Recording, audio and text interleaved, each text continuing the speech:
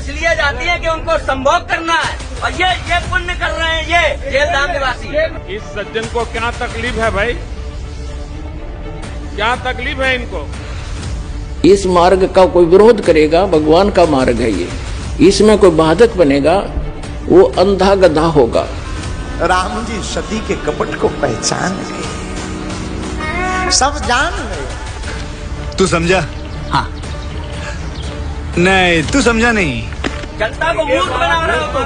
कि दुर्गा जी गई थी, कौन से शब्दों का प्रयोग है? सीता माता के रूप में दुर्गा जी मां संभोग करने गई थी राम के साथ, ये लिखा है इन्होंने।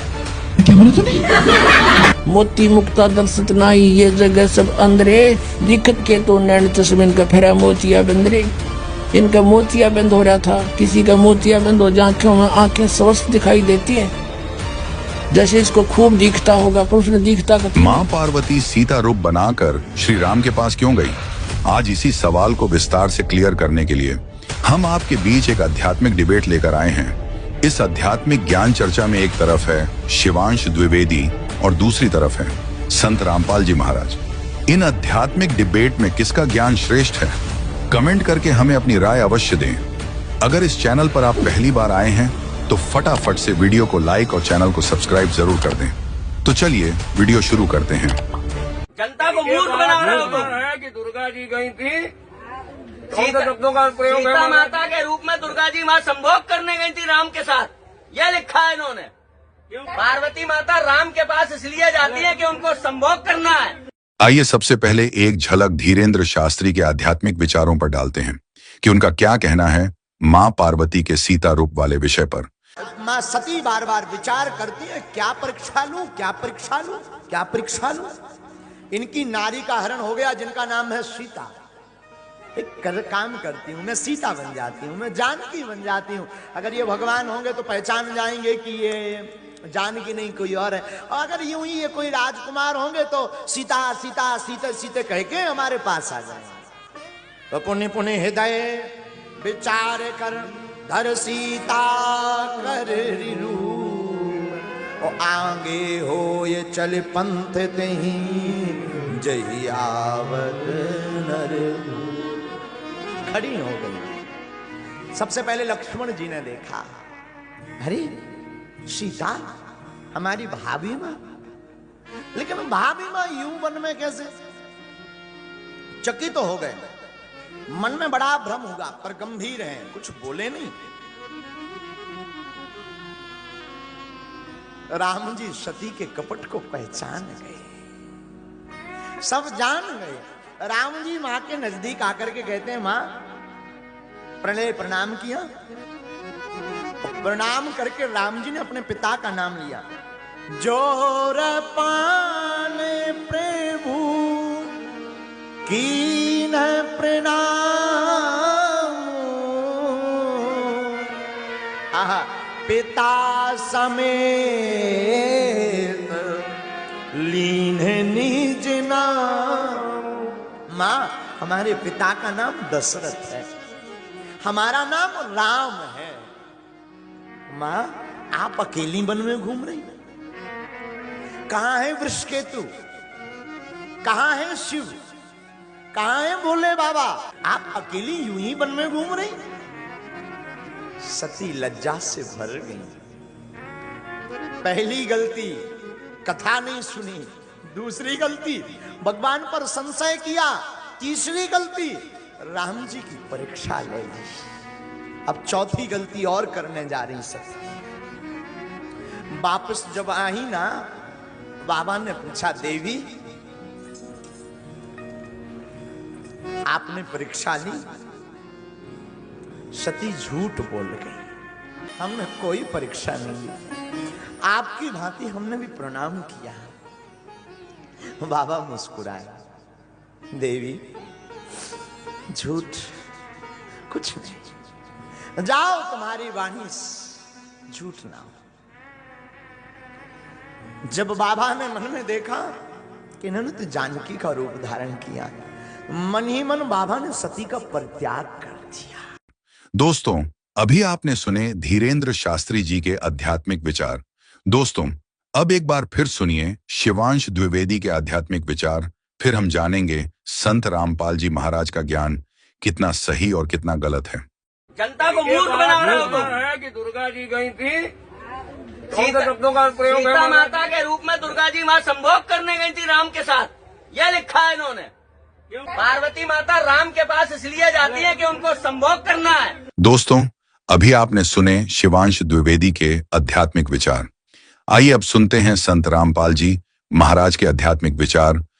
जिस समय श्री रामचंद्र जी को वनवास प्राप्त था, सीता जी का अपहरण हो चुका था।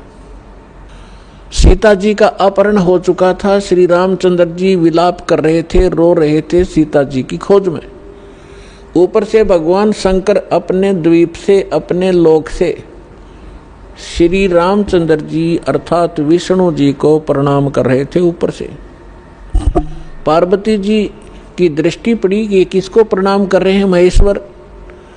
पूछने पर पता चला कि नीचे जो व्यक्ति रो रहा है, वृक्षों से लिपट लिपट कर रो रहा है, पशुओं से गले मिल रहा है, उनसे पूछ रहा है मेरी सीता कहाँ गई, उसको ये प्रणाम कर रहा है और उसको विष्णु भगवान का अवतार बता रहा है कि भगवान विष्णु है। पार्वती जी को ये बात अच्छी नहीं लगी, उसको विश्वास नहीं हुआ कि सचमुच ये व्यक्ति जो सामने रो रहा है और जिसकी पत्नी का अपहरण हो चुका है, जिस कारण से रो रहा है, तो ये भगवान नहीं हो सकता। पार्वती जी ने कहा कि जो व्यक्ति रो रहा है आप उसको भगवान बता रहे हो, मुझे विश्वास नहीं, मैं तो इसकी परीक्षा लूंगी और सीता रूप बनाऊंगी इसकी पत्नी का।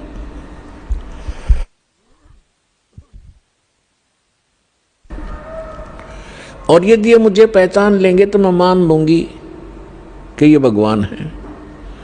भगवान शंकर ने कहा कि आप सीता रूप मत बनाना, यदि आप सीता जी का रूप बना लोगी तो मेरे काम नहीं रहोगी, मेरी माँ के तुल्य हो जाओगी, मैं आपको एज ए वाइफ स्वीकार नहीं करूँगा। फिर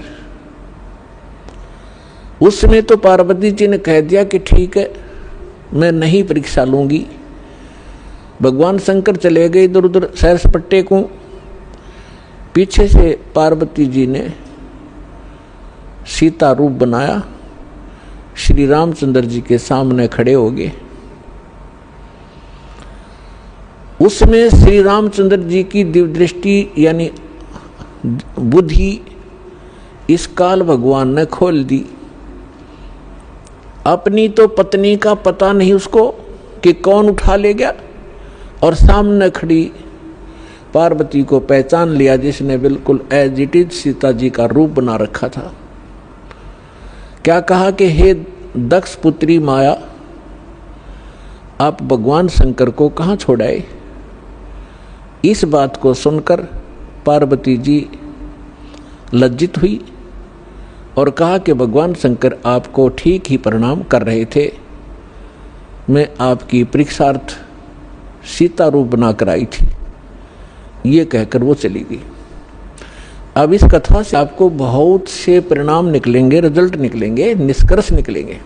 एक तो कंसेप्ट यही क्लियर करेंगे कि आपके मन में ये शंका उत्पन्न होगी कि श्री रामचंद्र जी ने पार्वती जी को तो पहचान लिया और अपनी पत्नी के विषय में उसको ज्ञान नहीं।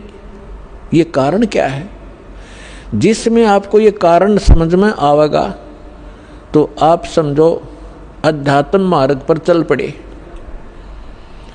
इसका कारण है जैसे गीता अध्याय नंबर 7 के श्लोक नंबर 4, 5 और 6 में ये गीता ज्ञानदाता कहता है कि अर्जुन, यहाँ जितने भी मेरे लोक में जितने भी प्राणी हैं, इनमें बलवानों का बल, बुद्धिमानों की बुद्धि मैं ही हूँ, यानी मेरे ही कंट्रोल में है। जब चाहे इनको ओपन कर दूं, जब चाहे इनको ऑफ कर दूं, जब चाहे मैं इनको ऑन कर देता हूँ। यहाँ परमात्मा कहते हैं कि जो इस रोग की जड़ है उसका तुम्हें पता ही नहीं, तुम तो श्री कृष्ण को कोस रहे हो। ये काल है जो 21 ब्रह्मांड का स्वामी है, श्री ब्रह्मा, श्री विष्णु, श्री शिव जी के पिता हैं। ये है यहाँ के सारे दुख की मूल। और वो खुद कहता है गीता अध्याय नंबर 7 के श्लोक 5 से लेकर 6-7 में कि मैं बलवानों का बल और बुद्धिमानों की बुद्धि मैं ही हूँ, यानी मेरे कंट्रोल में है। अब जब उसने नाश करवाना था महाभारत का, तब तो उसको बल दे दिया, अब स्विच ऑफ कर दिया, अर्जुन खड़ा खड़ा पिट रहा है। ठीक इसी प्रकार श्री रामचंद्र जी को कि वहाँ तो बुद्धि खोल दी कि ये सीता नहीं है, पार्वती है, अपनी पत्नी का पता नहीं, उसको उठा कौन ले गया, ऑफ कर दी फिर बुद्धि उसने। तो पुण्यात्माओं, ये काल एक भयंकर जाल है। जब तक आप इसको नहीं समझोगे, ना भक्ति कर सकते, ना यहाँ से निकलने की चेष्टा कर सकते। इसलिए आपको रह रह कर यहाँ बुलाया जाता है, इस काल के जाल को विस्तार से समझाया जाता है, ताकि आपको डर बने। आप कहाँ रह रहे हो, यहाँ क्या आशा लगाए बैठे हो, किसके लिए सारा दिन भटक रहे हो। एक कोठी बनाऊंगा, एक बंगला बनाऊंगा, कार लूँगा, लड़का बड़ा अफसर बन जाएगा, कल मृत्यु हो जाती है लड़के की या पिता की। तो आप देख रहे कितने दुर्घटनाएं होती हैं। पीछे केदारनाथ के अंदर हजारों की संख्या में सहपरिवार मारे गए ऐसे लोक में, और आप सुख खोज रहे हो। परमात्मा आके हमें बताया करते थे, तो भगवान परमेश्वर ने आके हमें बताया कि इसका एक विकल्प है। वो स्थान न्यारा है, वो भगवान न्यारा है जो कभी दुख नहीं देता। आप अंगारों में और शीतलता खोज रहे हो, आप काल के लोक में सुख खोज रहे हो। दोस्तों, हमें तो संत रामपाल जी महाराज की पूरी वीडियो में ऐसा कुछ लगा नहीं जो शिवांश द्विवेदी ने उन पर ऐसी टिप्पणी की है। बाकी आप कमेंट बॉक्स में बताएं आपको ये वीडियो कैसी लगी।